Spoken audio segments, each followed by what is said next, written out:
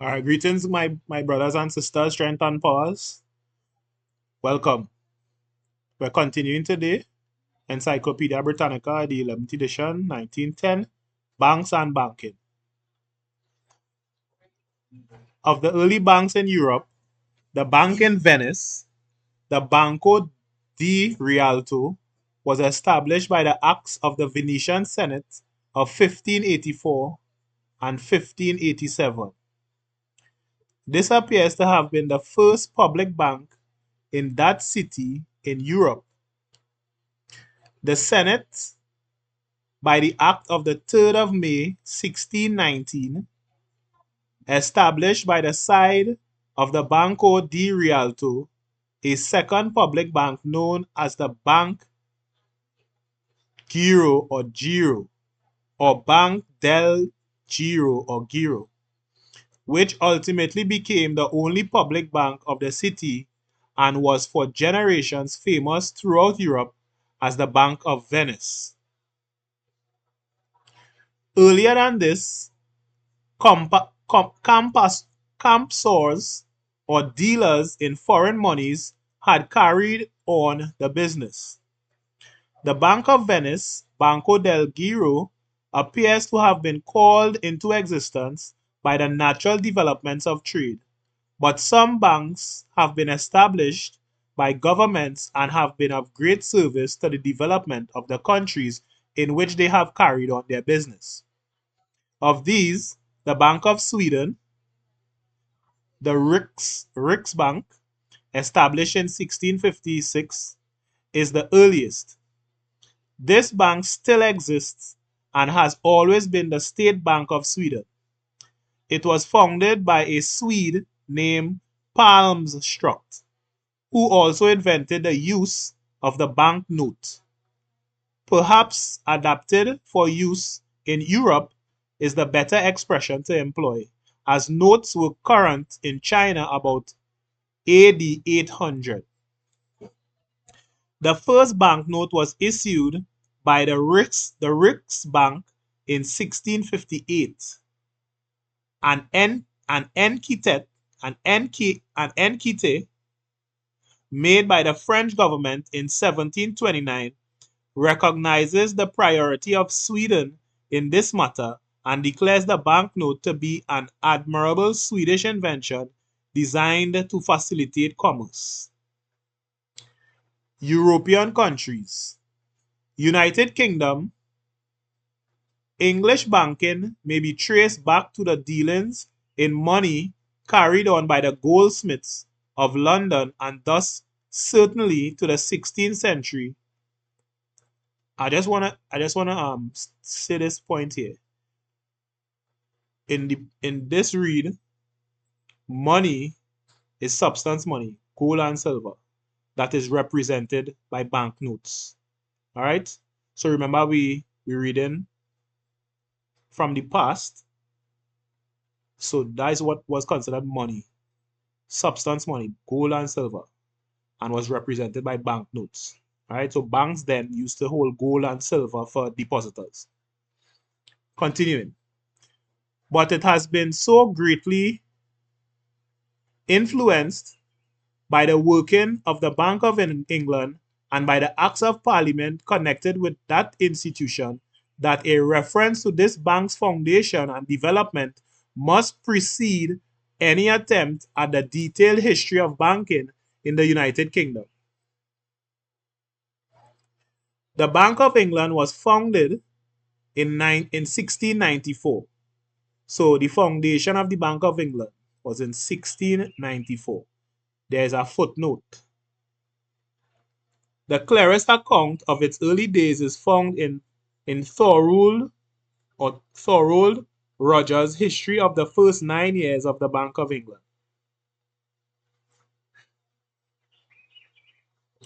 As in the case of some of the earliest continental banks, a loan to the government was the origin of its establishment.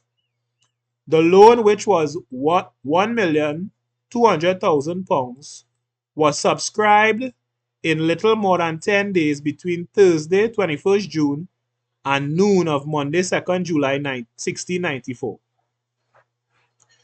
On Tuesday, 10th July, the subscribers appointed Sir John Hoblan, the governor, and Michael Godfrey, who was killed during the siege of Namur on the 17th of July 1695, deputy governor. Michael Godfrey wrote a pamphlet explaining the purposes for which the bank was established and the use it would be to the country. The pamphlet supplies some curious illustrations of the dangers which some persons had imagined might arise from the establishment of the bank and its connection with William III, deprecating the fear lest it should hereafter join with the prince to make him absolute and so render Parliament useless. The governor and the deputy governor having thus been appointed, the first 24 directors were elected on Wednesday, 11 July 1694. Two of them were brothers of the governor, Sir John Hoblan. They were descended from James Hoblan, a Flemish refugee who had escaped from the persecution of Alva. All the directors were men of high mercantile standing.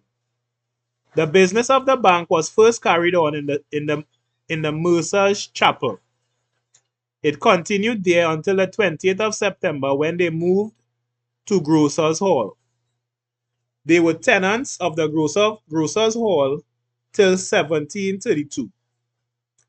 The first stone of the building now occupied by the bank was laid on the 1st of August 1732. The bank has remained on the same site ever since.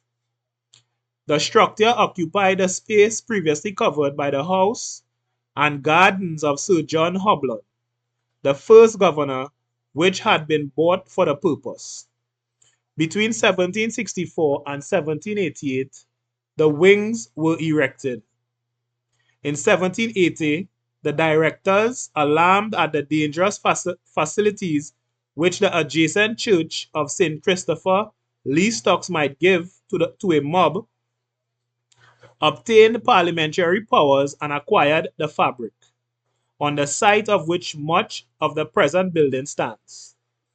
The structure was developed to its present form about the commencement of the 10th century. The bank commenced business with 54 assistants, the salaries of whom amounted to £4,350. The total number employed in 1847 was upwards of 900, and their salaries exceeded £210,000. Mr. Thompson Hankey stated that in 1867, upwards of 1,000 persons were employed, and the salaries and wages amounted to nearly £260,000. Besides pensions to superannuated clerks of about £20,000 more.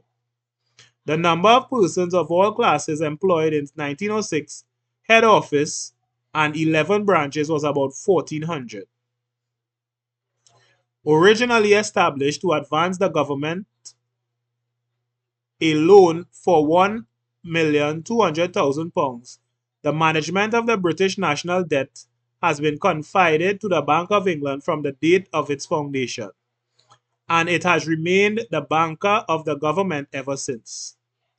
The interest on the stock in which the debt is inscribed has always been paid by the bank, originally half-yearly, now quarterly, and the registration of all transfers of the stock itself is carried on by the bank, which assumes the responsibility of the correctness of these transfers.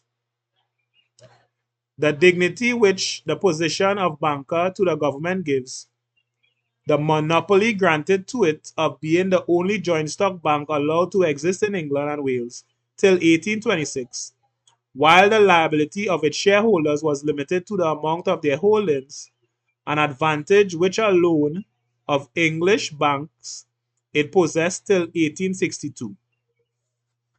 The privilege of issuing notes which since 1833 have been legal tender in England and Wales everywhere except at the bank itself. The fact that it is the banker of the other banks of the country and for many years had the control of far larger deposits than any one of them individually. All these privileges gave it early a preeminence which it still maintains, though more than one competitor now holds larger deposits, and though collectively the deposits of the other banks of the country which have offices in London many times overpass its own. Some idea of the strength of its position may be gained from the fact that stocks are now inscribed in the bank books to an amount exceeding 1,250 million sterling.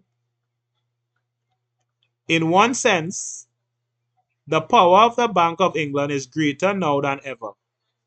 So now we're going on to the Bank Charter Act.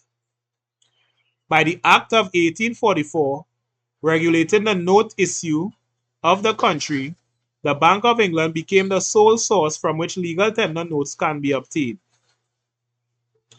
A power important at all times, but preeminently so in times of pressure. The authority to supply the notes required when the notes needed by the public exceed in amount the limit fixed by the Act of 1844 was granted by the government at the request of the bank on 3 occasions only between 1844 and 1906. Hence, the Bank of England becomes a center of interest in times of pressure when a treasury letter permitting an excess issue is required, and holds then a power the force of which can hardly be estimated.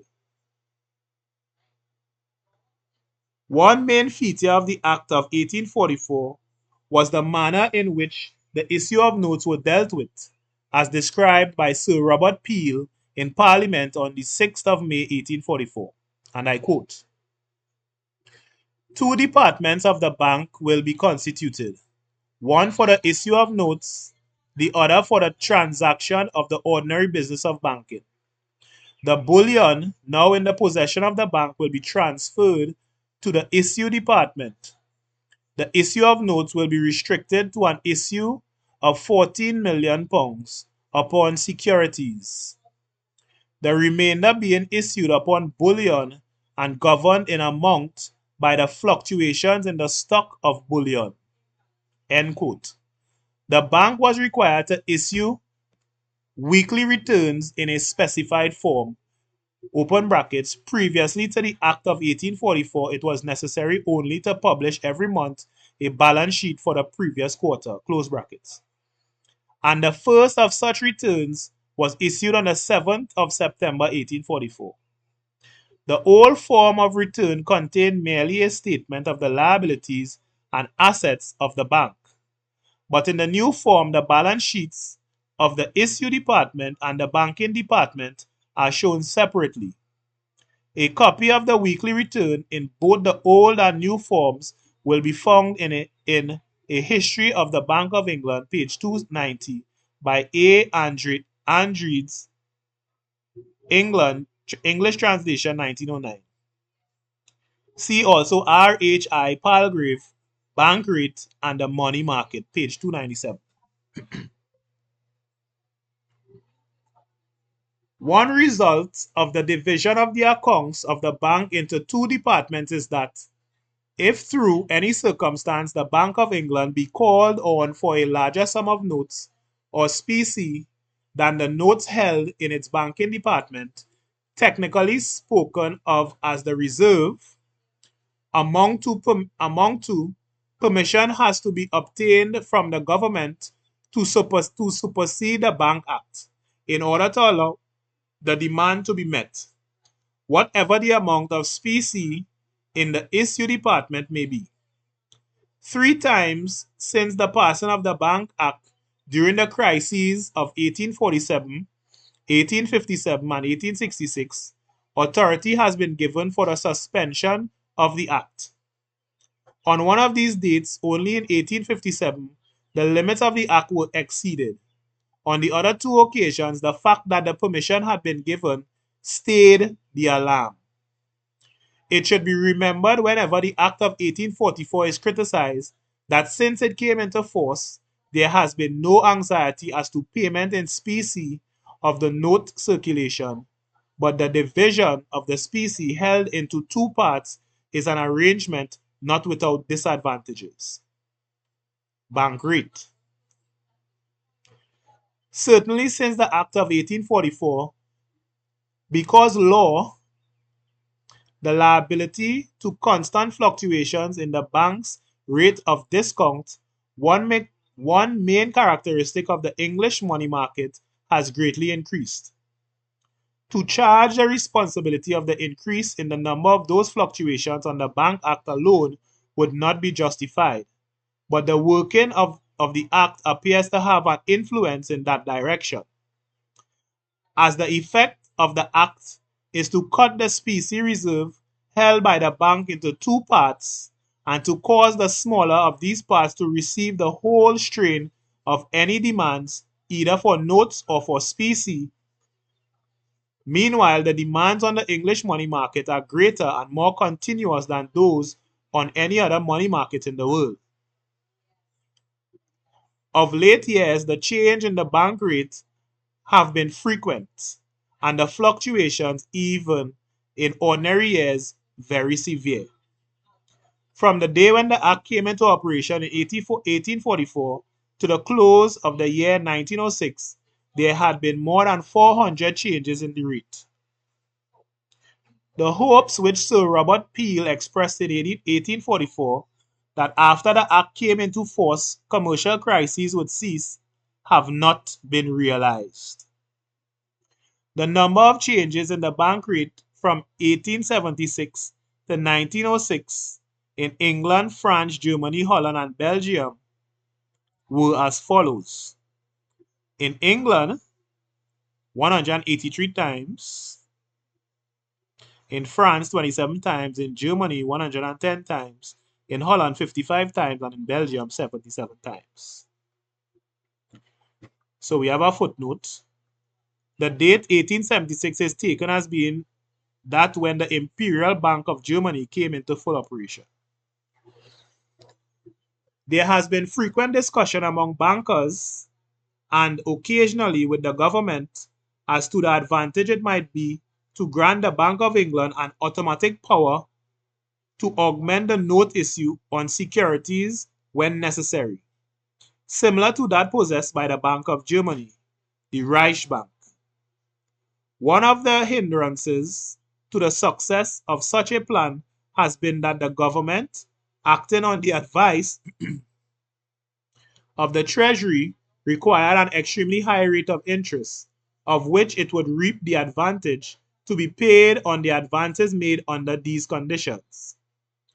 Those who made these suggestions did not bear in mind that the mere fact of so high a rate of interest being demanded intensifies the panic, a high rate being associated as a rule with risks in business. The object of the arrangement made between the Reichsbank and the Treasury of the Empire of Germany is a different one: to provide the banking accommodation required and to prevent panic. Hence, a rate of only 5% has been generally charged, though in 1899 the rate was 7% for a short time. As is often the case in business, a moderate rate has been accompanied by higher profit. The duty on the extra issue between 1881, when the circulation of the Bank of Germany first exceeded the authorized limits, and the close of the year 1906, amounted to £839,052.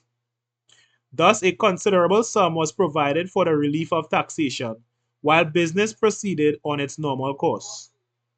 The proposal made by Mr. Lowe, afterwards Lord Sherbrooke, in 1873 was to charge 12%, a rate which presupposed panic or presupposes panic. Hence, the negotiations came to nothing. The Act of 1844 remains unaltered. The issue on securities allowed by it to the Bank of England was originally £14 million. This has since been increased under the provisions of the Act to £18,450,000, the 29th of March 1901. Hence, against the notes issued by the bank, less gold, hence, against the notes issued by the bank less gold by £4,450,000 is now held by the bank. That would have been the case had the arrangements as to the securities remained as they were in 1844. The Bank of England has, from the date of its establishment, possessed a practical, though perhaps not absolutely legal, monopoly of issuing notes in England. It became gradually surrounded by a circle of private banks, some of considerable power. Now we go to early English banking. The state papers included in F. G. Hilton Price's Handbook of London Bankers 1876 contain some of the earliest records about the establishment of banking in England. The first of these is a petition printed in the original Italian to Queen Elizabeth of Christopher Hagenbuck and his partners in November 1581, representing, quote, that he had found out a method and form in which it will be possible to institute an office into which shall enter every year a very large sum of money without expense to your majesty. So, end quote, so, quote, that not only your majesty will be able to be always provided with whatever noble sum of money your majesty may wish, but by this means your state and people also, and it shall keep the country in abundance and remove the extreme usuries that devour your majesty and your people, end quote.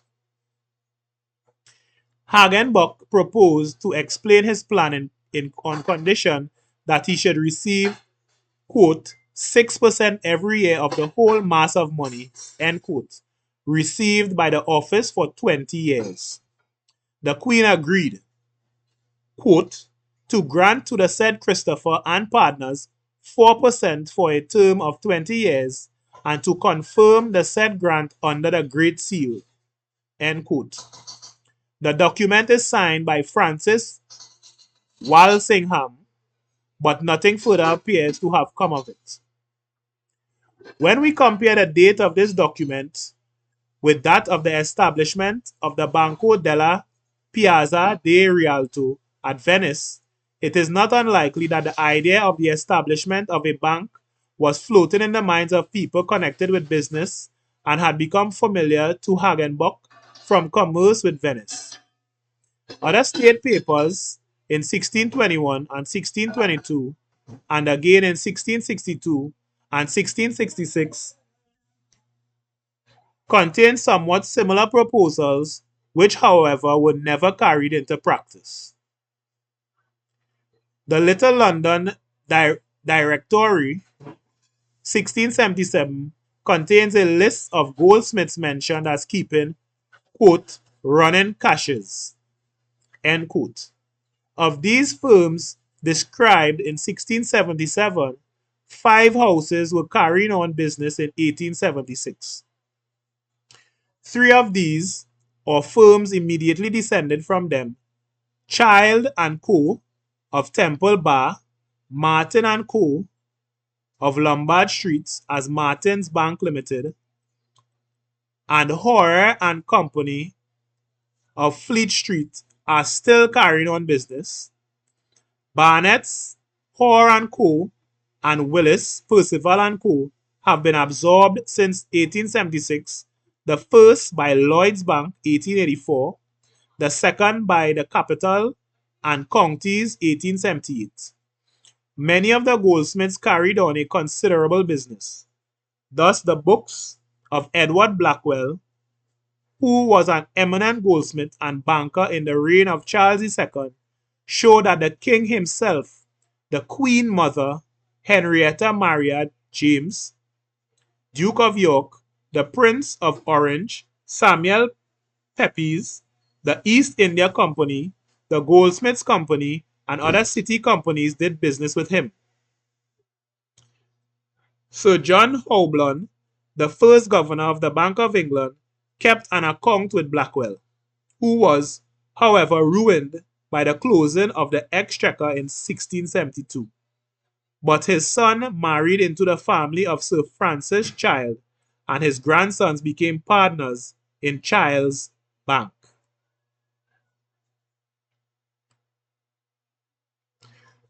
Besides the bank in London already mentioned, one in the provinces claims to have been established before the Bank of England.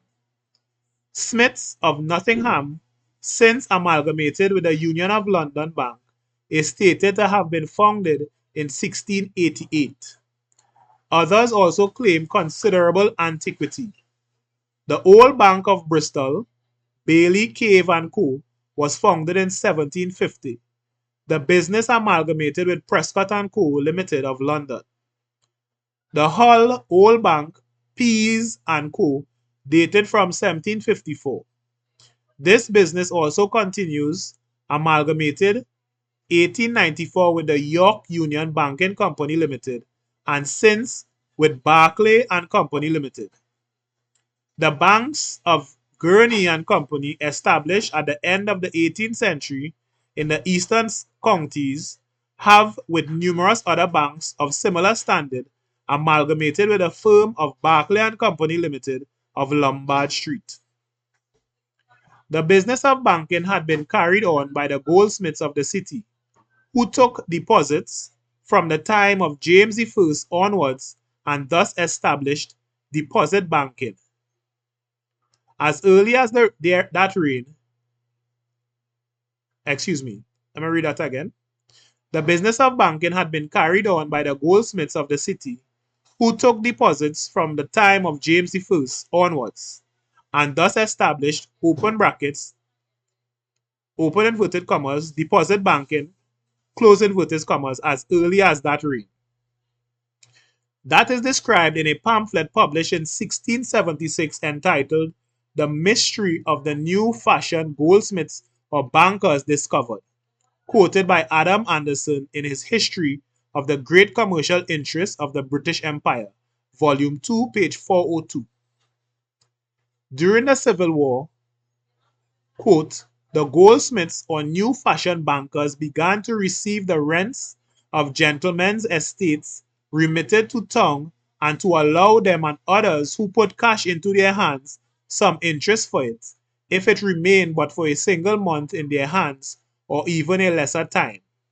This was a great allurement for people to put their money into their hands, which would bear interest till the day they wanted it, and they could also draw it out by £100 or £50, etc., at a time as they wanted it, with infinitely less trouble than if they had lent it out on either real or personal security. The consequence was that it quickly brought a great quantity of cash into their hands, so that the chief or greatest of them were now enabled to supply Cromwell with money in advance on the revenues as his occasion required, upon great advantage to themselves. End quote. The Bank of England, as stated before, was incorporated by the Act of 1694. The position of the other banks at that time was defined by that Act and the Act of 1697, which declared that no bank, that is, no joint stock bank, was to be established within England during the continuance of the Bank of England, and also by the Act of 1708, which provided that during the continuance of the Bank of England, no company or partnership exceeding 6 persons in England should, quote, borrow, owe, or take upon any sum or sums of money on their bills or notes payable on demand, or at any less time than 6 months from the borrowing thereof. End quote. This was confirmed by the Act of 1800. No change of importance was made till the Act of 1826, which prohibited, quote, bank notes under £5, end quote, and the Second Banking Act of that year, which allowed the establishment of co-partnerships of more than 6 persons, which necessarily were joint stock companies beyond 65 m from London, or 65 miles from London. The Act of 1833 allowed the establishment of joint stock banks within the 65-mile limit and took away various restrictions of the amounts of notes for less than £50. But the power of issuing notes was not allowed to joint stock banks within the 65-mile radius. In the early days in England, issuing notes formed a Bagot says in his Lombard Street, the introduction to the system of deposit banking, so much so that a bank which had not the power of issuing notes could scarcely exist out of London. Banknotes. Banknotes in England originated in goldsmiths. Banknotes in England originated in goldsmiths' notes. Goldsmiths received deposits of money and gave notes or receipts for such monies payable on demand. And remember, we're talking about substance money, gold, silver. So goldsmiths received deposits of monies, gold, and gave notes or receipts. So you gave the goldsmiths a piece of gold and they gave a note or a promissory note or a receipt or a certificate for such money or gold payable on demand. So the goldsmith will hold your gold and you'll be walking around with your receipt showing that you have a piece of gold deposited with this goldsmith. The London bankers continue to give their customers notes or deposit receipts for the sums left by them until about 1781, when in lieu of such notes, they gave them books of checks. So it changed. They started giving books of checks now. So they started to give you a checkbook for the gold that you deposit to them. Before the invention of checkbooks, the practice of issuing notes was considered so essentially the main feature of banking that a prohibition of issue was considered an effectual bar against banking. Accordingly, the prohibitory clause in the Act of 6 Ann C. 50, 1707, in record edition, which was repeated in the Bank of England Act 1708, 7 Ann C. 30, section 66, in record edition, prohibiting more than 6 persons from issuing promissory notes, was intended to prevent any bank being formed with more than 6 partners and was so understood at the time. And it did have the effect of preventing any joint stock bank being formed. The prohibition, as already related, was modified in the year 1826 and removed in 1833. Even then, the privilege of limitation of liability was not permitted to any other bank but the Bank of England. The result was that when joint stock banks were first formed, many persons of good means were kept back from becoming shareholders, that is to say, partners in banks. For up to the date of the Act of 1862 permitting, quote, limited liability, end quote, every shareholder in a joint stock bank was liable to the extent of the whole of his means. See the article Company. Even as late as 1858, when the Western Bank of Scotland, and 1878, when the City of Glasgow Bank failed, very great hardship was inflicted on many persons who had trusted with overconfidence to the management of those banks. The failure of the City of Glasgow Bank was the cause of the Companies Act of 1879 passed to enable unlimited companies to adopt limited liability.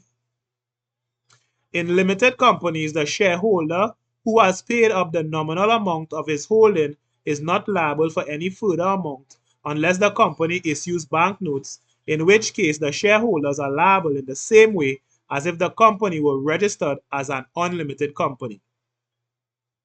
The facilities allowed by this act were used by almost every joint stock bank in the United Kingdom, except those banks which were at that date limited by the charter or by special act. All right, so we're going to stop there for today.